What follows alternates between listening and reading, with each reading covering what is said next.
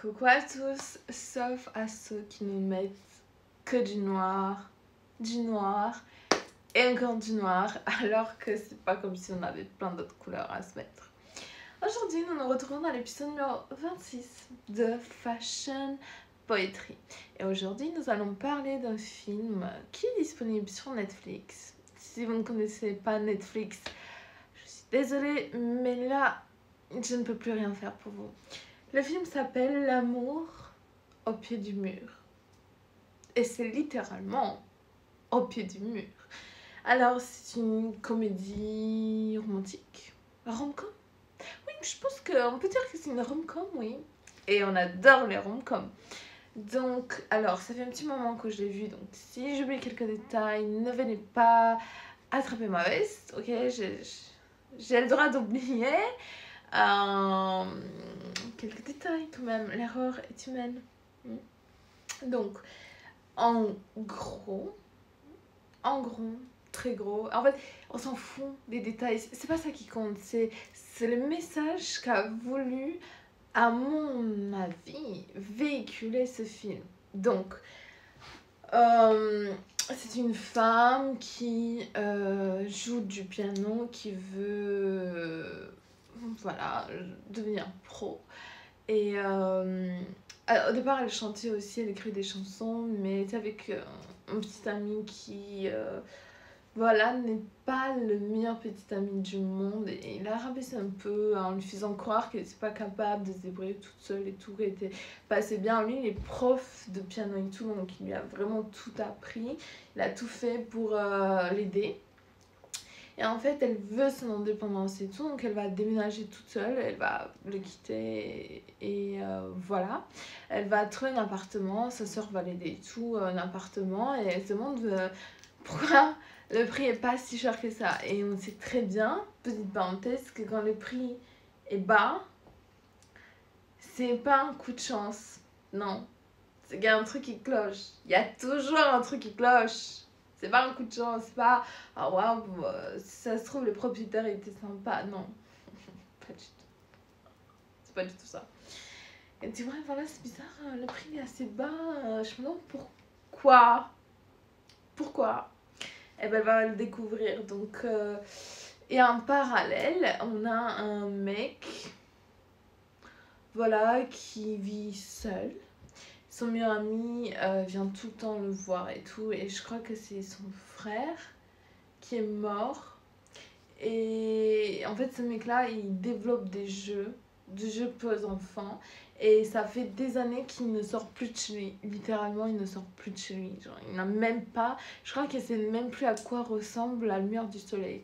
C'est son meilleur pote qui fait les courses, qui vient le voir et tout, et lui, en fait, ça fait des années qu'il travaille sur un jeu, qu'il essaie de développer un jeu qui n'arrive pas à finir. Bref, voilà. Et du coup, la meuf et tout, enfin la femme, elle va dans son appart et tout, elle commence à jouer. Et là, elle entend un bruit bizarre. Et en fait, son appartement est collé. En fait, non. Son appartement est un bâtiment qui est collé. En fait, son mur est le mur de l'appartement du mec. En fait, ils partagent le même mur, mais c'est des bâtiments différents. Et du coup, ils entendent tout, genre, même la moindre respiration, ils entendent. Oula, faut que je me dépêche, j'aurai plus de temps. Voilà, donc c'est pour ça que l'appartement n'était pas cher. Et du coup, voilà, en fait, au début, il y a la guerre et tout, parce que, en fait, voilà, chacun, enfin, lui, il veut faire fuir la femme, elle doit jouer du piano, donc chacun fait du bruit et dérange l'autre, et il y a cette bataille de oui, moi je te dérange plus et tout, c'est la guerre.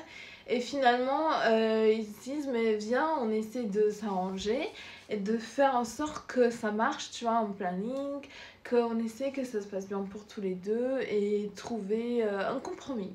Et du coup, voilà, c'est ce qu'ils trouvaient tout, et finalement, ils se rapprochent beaucoup. Et vous me dites, mais ils devraient se voir. Mais vous vous rendez compte, ils avaient juste à, je sais pas, mettre la tête par la fenêtre, descendre en bas, et ils se seraient vus. Et c'est ça la beauté du film, c'est que ce qu'ils ne se voient pas pendant tout le long, alors qu'ils pouvaient, il y a littéralement juste un mur qui les sépare.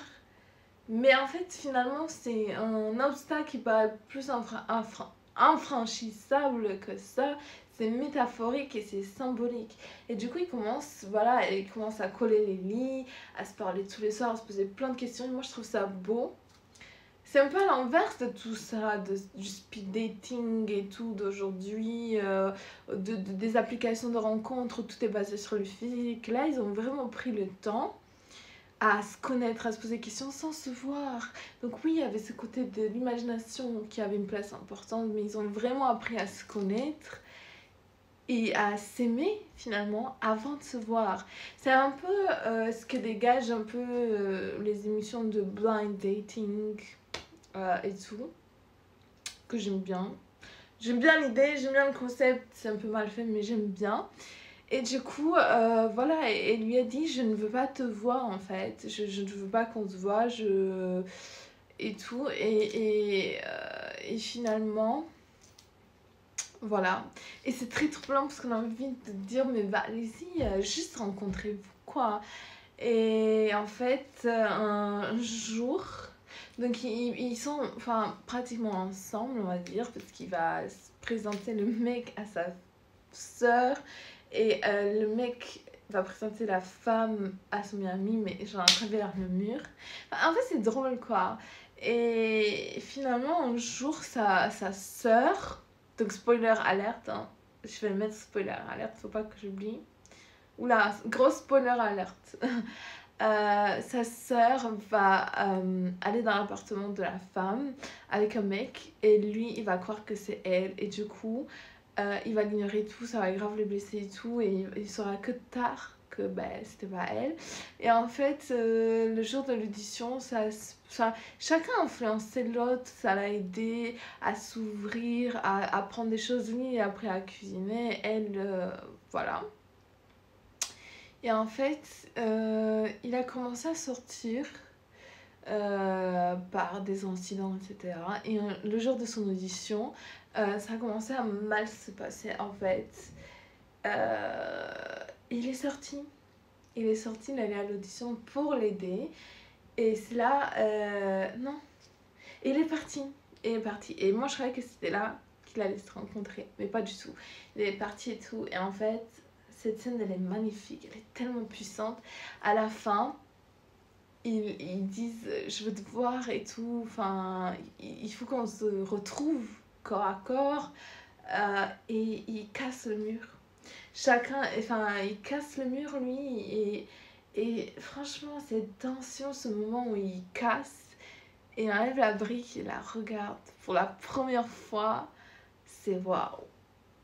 Et c'est beau, en fait, ça montre tout le processus, l'attente, les efforts que ça implique un couple, de vouloir que ça marche, le temps, l'énergie, tout ça, en fait, c'est démontré dans ce film. Et c'est une chose très compliquée à démontrer finalement. Et à la fin, il y a ce retrouvaille de deux personnes qui s'aiment, qui ont appris à se connaître, qui ont fait pour que ça marche, alors qu'il y avait cet obstacle du mur qui est parfois invisible dans la vie, mais ça peut être l'âge, le temps, différentes perceptions, les traumas, enfin le mur en fait ça peut représenter n'importe quoi. Et ils ont franchi cette étape, ils ont tout fait pour être ensemble et casser ce mur. Voilà, moi c'est ce que j'ai compris de ce film.